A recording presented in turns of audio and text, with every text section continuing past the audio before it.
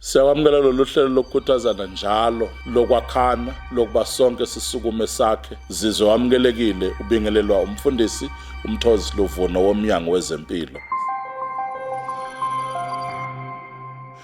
Impilo siyayiqonda ukuthi ayihlale iqondile kaningi iba mazombe zombe ngenxa yama challenges omsebenzi.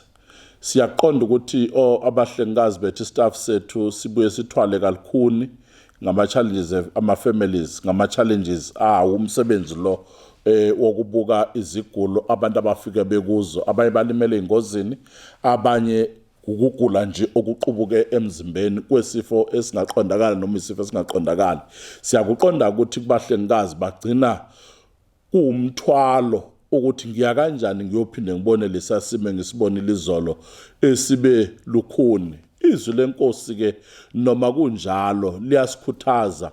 Sizwa uJesu uma ekhuthaza owesifazane encwadini lapha yakuLuka 18 ivesi lokuqala uma kuverse 8 uthi ke njengomfelokazi ode ebuyelela njalo kwijaji eyocela usizo ukuthi malingenelele esimweni salo, kanjalo nani ningagive up. So ke wonke umuntu wesifazane oganile usuke azi ukuthi unomuntu abambisene naye kuma challenges onke, kodwa uJesu ethatha isimuko la umuntu wesifazane engenabani ukuthi angaba ipillar of strength yakhe, kodwa ubeseseya kwi-community ayobheka umuntu oyena ongadlala irole yakhe. Uthatha isimo sikaNkulunkulu, uintroduce uJesu into yomthandazo, introduce uJesu into yokuthi asikwenze singagive up.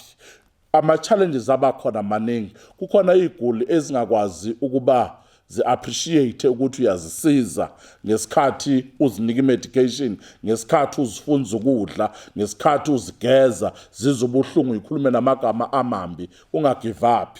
Ubizo, ungagive up, usizo olubizelwe uNkulunkulu ukuthi hamba uyobala usizo kulomuntu oyithola exakekile, hamba uyoba impendulo lomuntu oyithola exakekile. Isihlahla sikhula in two directions.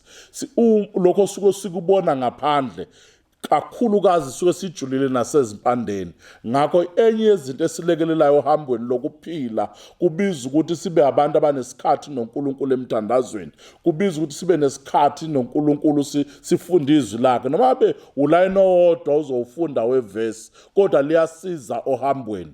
Ngakho kubo bonke abahlengikazi nakuso sonke istaff somnyango wezempilo, qinani ningadikibali. Lolu hambo linezithelo ezingabonakali namhlanje, kodwa ngokuhamba kwesikhathi ziyabonakala lezo zithelo.